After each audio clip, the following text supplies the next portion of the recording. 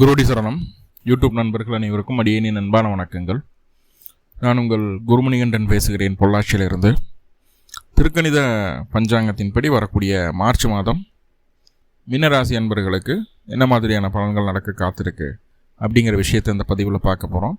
Positive negative ரெண்டுமே பார்த்துடலாம். Negative ஏதாவது இருக்குது அப்படின்னா அதை எப்படி பாசிட்டிவாக மாற்றிக்கிறது, அதற்கான வழிபாட்டு முறைகள் என்ன, அதை எப்படி செய்யணும் அப்படிங்கிற எல்லா விதமான விவரங்களையும் விரிவாக தெளிவாக டீட்டெயில்டாக அந்த பதிவில் பார்த்துடலாம். முதல்ல இந்த மாத துவக்கத்தில் என்ன கிரகநிலைகள் மீன ராசிக்கு இருக்குது, மேலும் இந்த மாதத்தில் என்னென்ன கிரகங்கள் பயிற்சி ஆகுது, அந்த கிரக பயிற்சியால் ஏற்படக்கூடிய மாற்றங்கள் என்னென்ன, இதன் அடிப்படையில் தான் இந்த பதிவானது பதிவு செய்யப்படுது. ஸோ அப்படி பார்க்கும்போது இந்த மாத துவக்கத்தில் என்ன கிரகநிலைகள்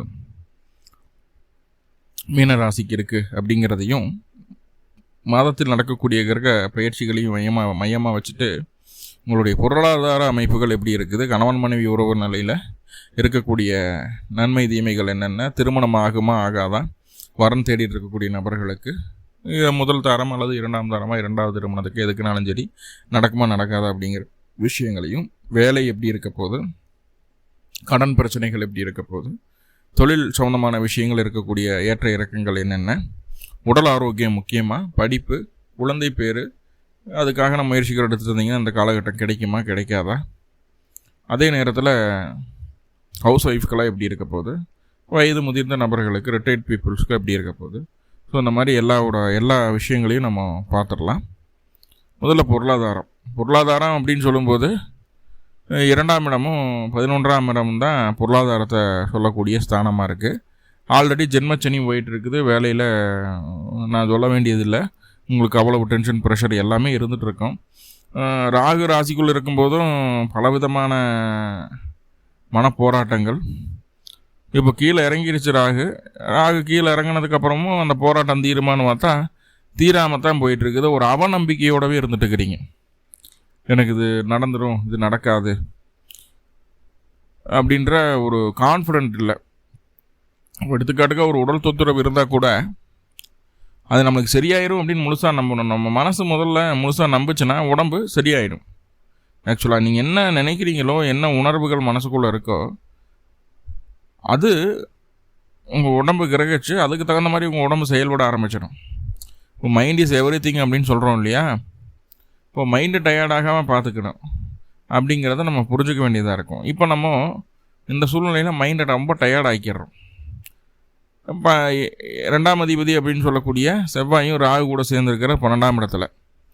சொந்த ஊரில் பெரிய வருமானத்தை பார்க்க முடியாது உறுதியாக. வெளிநாட்டில் இருக்கிறீங்க, இல்லை நம்மளுக்கு மட்டும்தான் தமிழ் தெரியுது, நம்மளை சுற்றி இருக்கிறவங்களாம் வேறு மொழி பேசிகிட்டு இருக்காங்க, அந்த மாதிரியான ஒரு சூழ்நிலையில் வசிச்சுட்ருக்கிறீங்க அப்படின்னா கண்டிப்பாக இந்த மாதம் நிறைய காசு பணத்தை சம்பாதிக்க முடியும். சேமிக்க முடியல அப்படின்னாலும் நிறைய சம்பாதிக்க முடியும் அப்படிங்கிறது ஒரு ஆறுதல் அமைப்பு. ஏன்னா ஏதோ ஒரு வகையில் செலவுகள் வரத்தான் போகுது.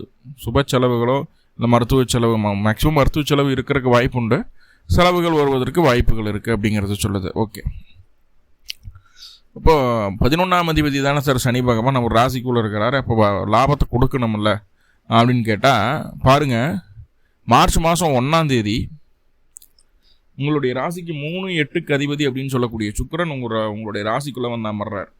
3-8 தொடர்பு அப்படிங்கிறது ஒரு நல்ல ஒரு பாலிஷ்டான ஒரு தொடர்பு கிடையாது, நல்ல பலன்களை தரக்கூடிய தொடர்பு கிடையாது. ஒரு போய் ராசிக்குள்ளே வந்து உட்கார்றது மட்டும் இல்லாமல் உச்சமாயிடுது, அதுவும் 12ஆம் அதிபதி கூட சேர்ந்து. இப்போ 3 மறைவு ஸ்தானங்கள் ஒன்று சேர்ந்துருது.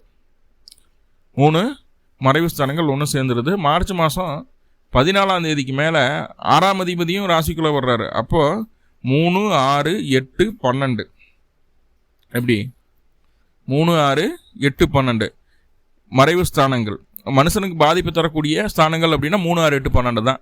எல்லா வகையிலையும் 70% தீமையும் 30% நன்மை இருக்கக்கூடிய பாவங்கள் 3, 6, 8, 12. அந்த பாவமும் அந்த பாவ அதிபதிகளும் உங்களுடைய ராசிக்குள்ளேயே ஒன்று சேர போகிறாங்க. சரியா? அப்போது லாபம் எங்கிட்டு போய் நம்மளுக்கு கிடைக்கும், இருக்கிற காசு பணத்தை நஷ்டப்படுத்தாமல் பார்த்துக்கிட்டா உண்டு அப்படிங்கிற அமைப்புகளில் இது போயிடுது. பெரிய லாபத்தை எதிர்பார்த்து செய்யக்கூடிய அத்தனை காரியங்களும் உங்களுக்கு மிகப்பெரிய நஷ்டத்தை தந்தே விடுகிறது. முடிந்த அளவு பெரிய லாபத்தை எதிர்பார்க்க வேண்டாம், கடமையை செய்ய பலனை எதிர்பார்க்காதே அந்த மைண்ட் செட்டில் போய்க்கிறது நல்லது. காரணம் என்ன அப்படின்னா, ஜென்மச்சனி அப்படிங்கிறது ஒரு சாரார் சொல்லக்கூடிய ஒரு விஷயமா இருந்தாலும் 3-8க்கு அதிபதியான சுக்கிரன் ராசிக்குள்ளே வந்து உச்சமடைகிறாரு.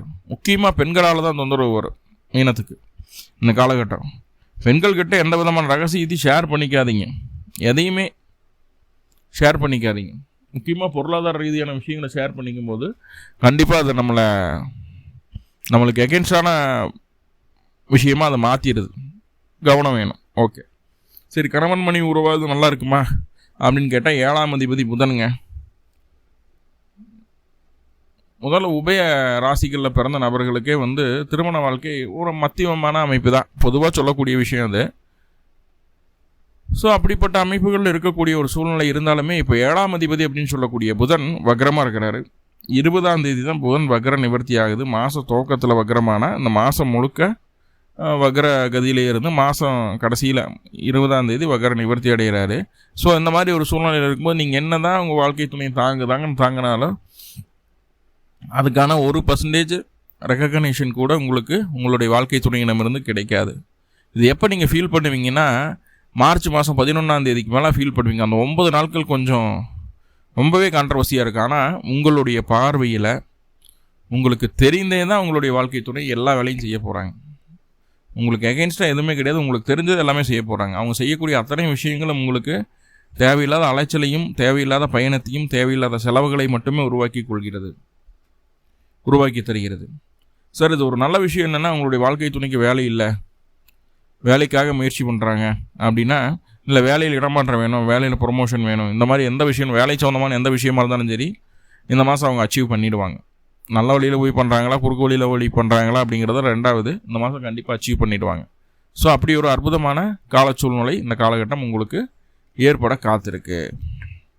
ஸோ அது ஒரு மிகப்பெரிய விஷயம், நல்ல விஷயம், ரொம்ப ரொம்ப நல்ல விஷயம்.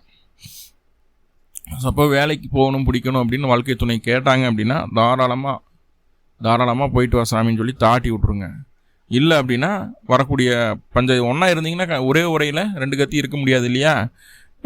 இப்போ இருக்கக்கூடிய சூழ்நிலை ஒரு உரையில் 2 கத்தி இருக்கிற மாதிரி தான் மார்ச் மாதம் 20ஆம் தேதி வரைக்கும்.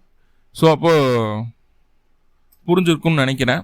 முடிஞ்ச அளவு ஒன்றா சேர்ந்து இருக்கிறதையோ வெளியில் போகிறது வரதை பிடிக்கலையோ பழக்க வழக்கங்களையோ கம்மி பண்ணிக்கிறது நல்லது.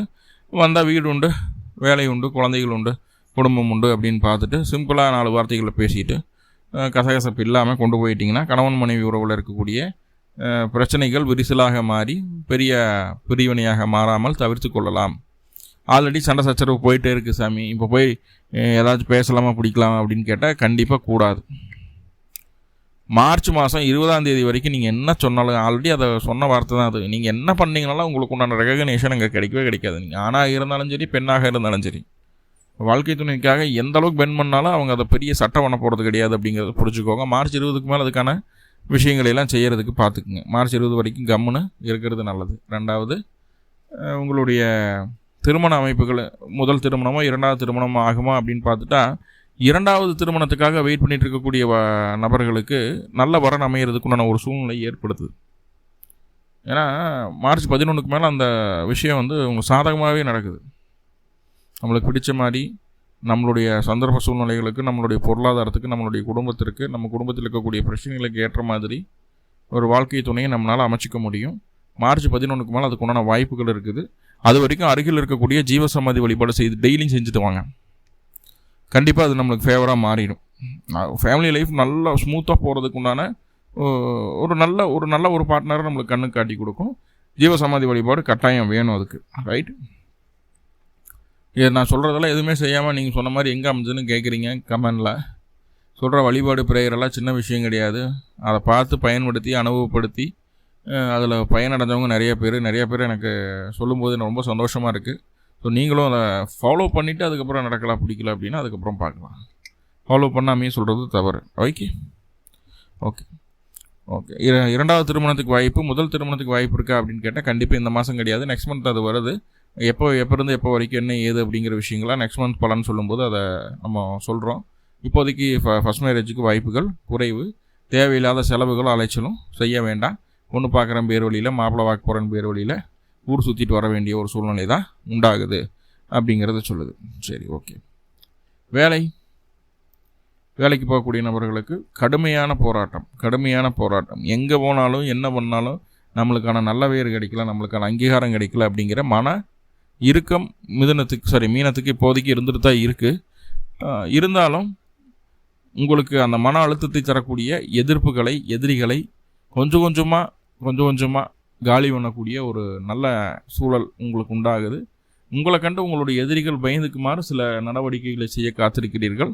அது உங்களுக்கு ஃபேவராகவே மாறிடுது. எதிர்ப்புகளை ஜெயிப்பீர்கள். எதிர்ப்புகள் உங்களை கண்டு பயப்படும் அளவிற்கு தரமான சம்பவங்களை நிகழ்த்தி காட்டக்கூடிய ஒரு சூழலில் தான் இருக்கீங்க அப்படிங்கிறது சொல்லுது. ஓகே, அதே போல் சூரியன் அப்படின்னு சொல்லக்கூடிய கிரகம் 6 வர்றாரு. அவர் போய் 12 மறைகிறார். அப்படிங்கும்போது வேலையில் அலைச்சல் டென்ஷன் எல்லாம் இருக்குத்தான் செய்யும். அது ஆல்ரெடி சொன்ன மாதிரி எப்போ கேது வந்ததோ 6ஆம் இடத்துக்கு வந்து அதே போல் தான் வேலை செய்கிறதுக்கு நிறையா மீனத்துக்கு பிடிக்க மாட்டேது.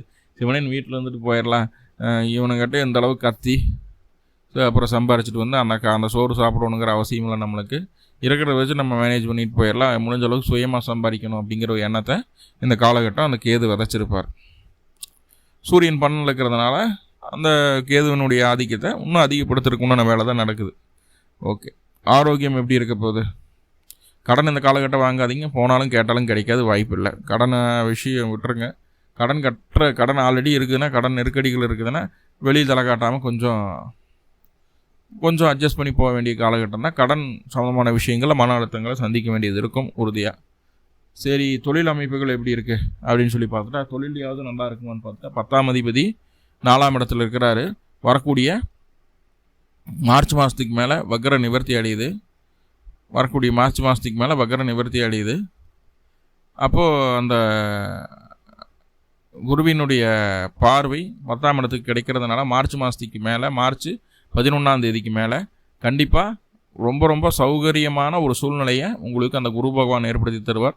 தொழில் சார்ந்து இருந்து வந்த எல்லா விதமான பிரச்சனைகளும் நீங்கும். காலபுருஷனுக்கு 9ஆம் அதிபதியும் காலபுருஷனுக்கு 10ஆம் அதிபதியுமான சனியும் குருவும் உங்களுடைய ராசிக்கு 10ஆம் இடத்தை தொழில் ஸ்தானத்தை பார்க்குறாங்க. தர்ம கர்மாதிபதி யோகம் மறைமுகமாக ஏற்படக்கூடிய ஒரு அற்புதமான காலகட்டம்.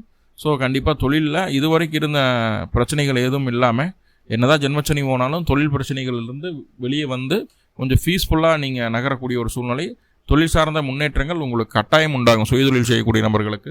சரி, இந்த மாதம் ஆரோக்கியம் எப்படி இருக்கும்? 12ஆம் தேதிக்கு மேலே ஆரோக்கிய அமைப்புகள் எல்லாம் ஒன்றும் மாற்றம் இல்லை, நல்லபடியாகவே இருக்கும். சொல்கிறது மாறாது. கண்டிப்பாக உடல் ஆரோக்கியத்தில் நல்ல முன்னேற்றம் பார்க்க முடியும். ஆல்ரெடி நோய் தொந்தரவு இருந்தாலும் சரி, இல்லை சின்னதாக தொந்தரவுகள் வந்து போனாலும் சரி, நல்ல மாற்றம் பார்க்க முடியும். உடம்பு விசுக்குன்னு இருக்கும், சுறுசுறுப்பாக எல்லா வேலையும் செய்வோம். அந்த உடல் வசதியெல்லாம் இருக்காது, கொஞ்சம் எனர்ஜெட்டிக்காக எந்துவாக இருக்கிற மாதிரி தான் காட்டுது.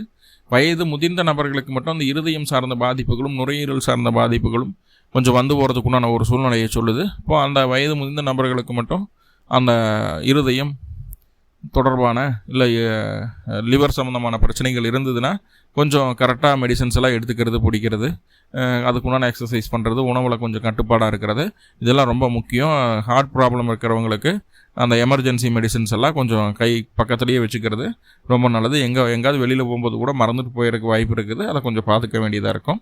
படிப்பில் ஒன்றும் பிரச்சனை இல்லை, 2 நாளெல்லாம் நல்லா தான் இருக்குது. ஆரம்ப கல்வி பெருசாக தொந்தரவு இருக்காது. என்னதான் செவ்வாய் ராகுவை தொட்டாலும் அதுக்கப்புறம் ராசிக்குள்ளே வரப்போகிறாரு.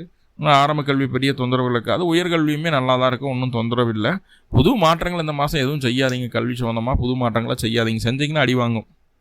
குழந்தை பேருக்காக முயற்சி எடுக்கலாம் அந்த காலகட்டம். அப்படின்னா பெரிய வாய்ப்புகள் இந்த மாதம் இல்லை, பெரிய வாய்ப்புகள் இந்த மாதம் இல்லை. ஜூன் மாதத்துக்கு மேலே உங்களுக்கான சான்சஸ் எல்லாம் இப்போ வருது. ஜூன் மாதத்துக்கு மேலே அதுக்கு உண்டான முயற்சிகள் எடுக்கலாம். உங்களுக்கு சக்ஸஸாக நடக்கிறதுக்கு வாய்ப்புகளை சொல்லுது. குழந்தையினுடைய உடல் ஆரோக்கியத்தில் தற்போது இருக்கக்கூடிய சூழ்நிலையில் குழந்தையினுடைய உடல் ஆரோக்கியத்தில் கவனமாக இருக்கணும். நம்மளுடைய அசால்ட்டுத்தனம் குழந்தைகளுக்கு உடல் தொந்தரவுகளை கொடுக்குற மாதிரி காட்டுது, கொஞ்சம் கவனமாக பார்த்துக்கிடுங்க. ஓகே, ஹவுஸ் ஒய்ஃபுக்கு ஆடம்பரமாக இருக்கணும், அலங்காரமாக இருக்கணும், வீட்டுக்கு தேவையான முக்கியமான பொருட்கள், ஆடம்பர பொருட்களெல்லாம் வாங்கணுங்கிற எண்ணம் மனசுக்குள்ளே உதிக்கக்கூடிய ஒரு மாதமாக இருக்குது. எல்லாத்தையும் மனசுக்குள்ளே போட்டு குழி தோண்டி புதைச்சிருங்க. மார்ச் மாதம் 25ஆம் தேதிக்கு மேலே அதை வந்து வெளிப்படுத்தும் போது அது உங்களுக்கு வேணுங்கிற பொருள் உங்களுக்கு கை கிடைக்கிற மாதிரியான ஒரு சூழ்நிலையை அது உருவாக்கி தரும்.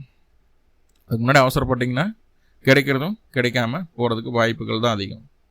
ஓகே, நிறையா பாசிட்டிவ் பார்த்துட்டோம், சின்ன நெகட்டிவ் இருக்குது இல்லையா? நெகட்டிவை பாசிட்டிவாக மாற்றிக்கிறதுக்கு என்ன வழி அப்படின்னு பார்த்துட்டிங்கன்னா, அருகில் இருக்கக்கூடிய அருகில் இருக்கக்கூடிய பைரவர் ஆலயங்களுக்கு சென்று பைரவருக்கு 2 நாளந்தியம் போட்டு வழிபாடு பண்ணிட்டு வாங்க. பிறந்த கிழமை அன்றைக்கி பிறந்த நட்சத்திரத்தன்னைக்கு இந்த வழிபாடை செய்யுங்க.